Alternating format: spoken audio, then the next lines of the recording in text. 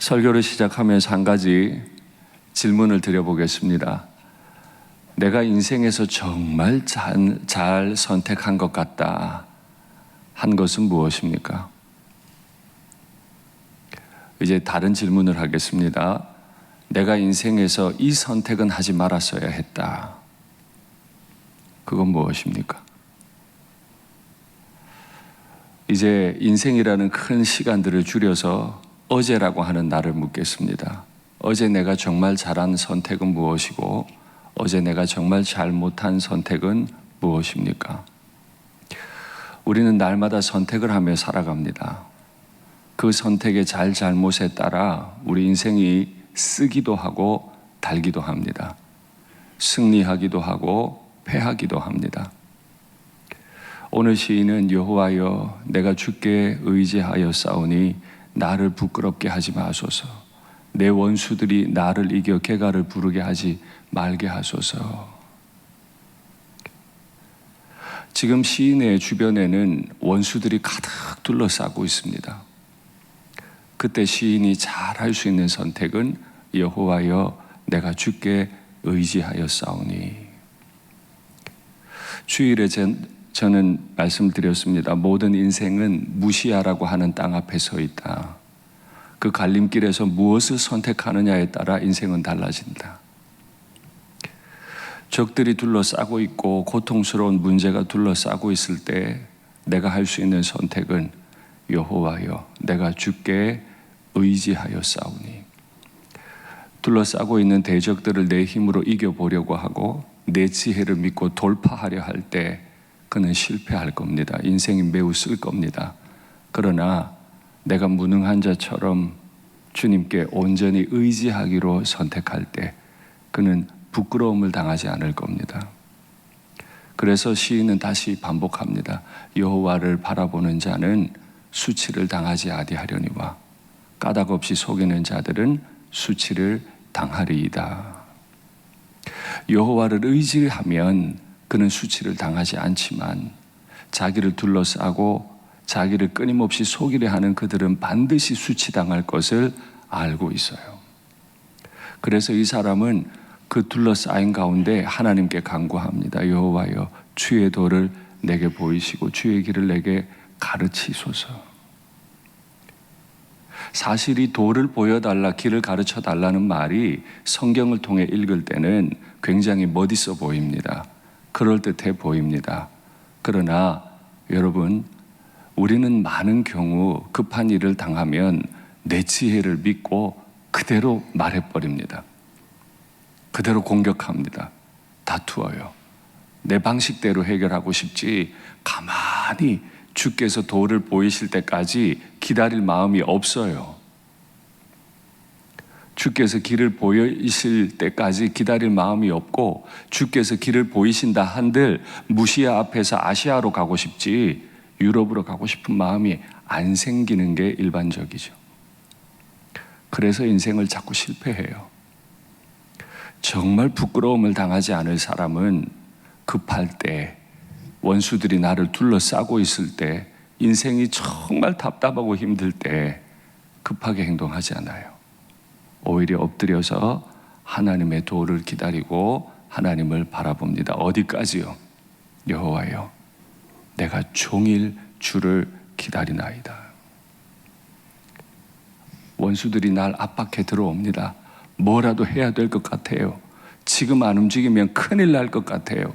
내가 이 한마디 안 하면 정말 난 부끄러움 당할 것 같아요. 그러나 시인은 꿈쩍도 하지 않아요. 내가 종일 주를 기다리나이다. 종일 주를 기다린 결과 주께서 나를 지도하시면 불편해지지 않겠습니까? 내가 원하는 대로 못하는 게 정말 내가 꿈꾸는 것 맞습니까? 내가 원하는 대로 안 되어도 정말 괜찮습니까? 그래서 우리는 결정적인 순간에 나를 주님 앞에 드리는 일에 실패할 때가 많습니다. 제자훈련 독서 과제 중에 성경의 권위라고 하는 책자가 하나 있습니다. 거기 보면 굉장히 역설적인 얘기가 하나 나옵니다. 주께 복종할 때 그리스도인의 자유가 보장이 된다. 복종하는데 어떻게 자유가 보장이 됩니까? 복종하는데. 그러나 무한하신 하나님께 복종하면 우리는 무한을 살아요. 그래서 무한히 자유로워져요.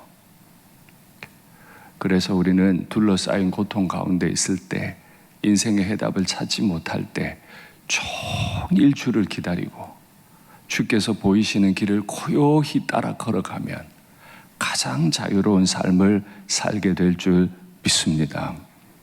근데 그때 시인은 온유라고 하는 단어를 떠올립니다. 주께서 온유한 자를 지도하실 거다. 여기 온유한 자는 누굴까요? 지금 온유한 자를 정의로 지도하신다는 말은 9절에 나오는데 7절과 11절에 대꾸를 이루어요. 7절에 보면 여호와여 나의 젊은 시절의 죄와 허물을 기억하지 마시고, 나를 기억하시려면 인자를 따라 나를 기억해 주십시오. 둘러싸여서 가만히 여호와의 인도를 받으려 하다 보니 내 젊은 시절의 죄와 허물이 막 떠오르는 거예요. 나는 온전히 의로운 자로만 있는 줄 알았는데 둘러싸여서 종일 주를 기다리고 엎드려 있다 보니까 내가 잘못한 일들이 막 떠올라요. 그 사람은 온유해요. 반대로 자신의 죄와 허물을 떠올리지 못하는 사람은 온유하지 않아요. 나를 조금 공격하면 배로 갚아버리고, 나를 둘러싸고 싶다 싶으면 공격해버리고. 왜요? 나는 죄가 없는 것 같거든요.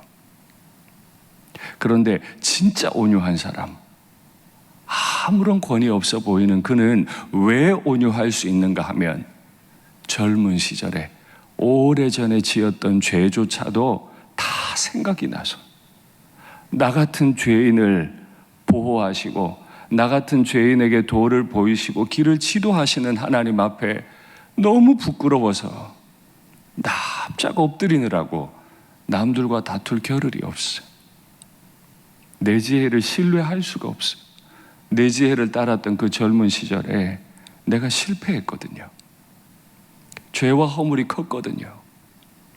그래서 하나님 앞에 그 자리에 간구합니다. 아버지, 내가 이렇게 곤란한 가운데 있으니 나를 기억하시겠거든 내 젊은 시절의 죄와 허물은 기억하지 말아주시고 인자하심을 따라 기억하시되 주의 선하심으로 하시옵소서. 그런데 이 죄의 잔상이 떠나질 않아요. 11절에 여호와여 나의 죄가 너무 큽니다.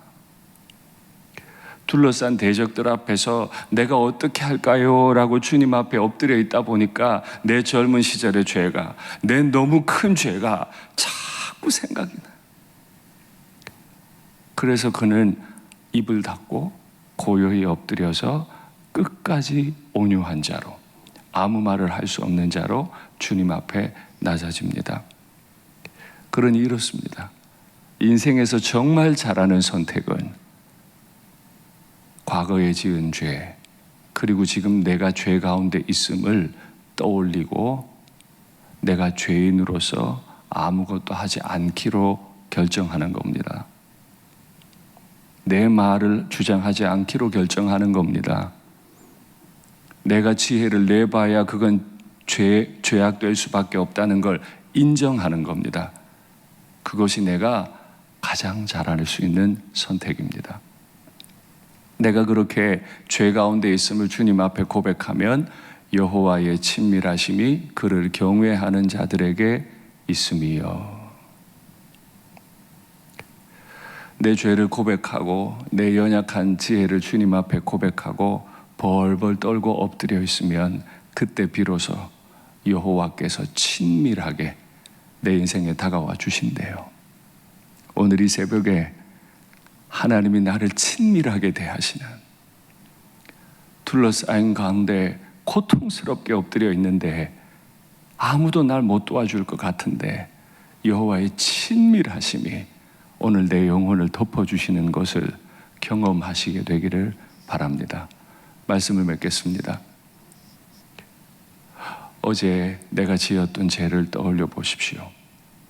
그리고 지금 내 마음에 품고 있는 죄악들, 내 지혜를 신뢰하려는 마음들 떠올려 보십시오.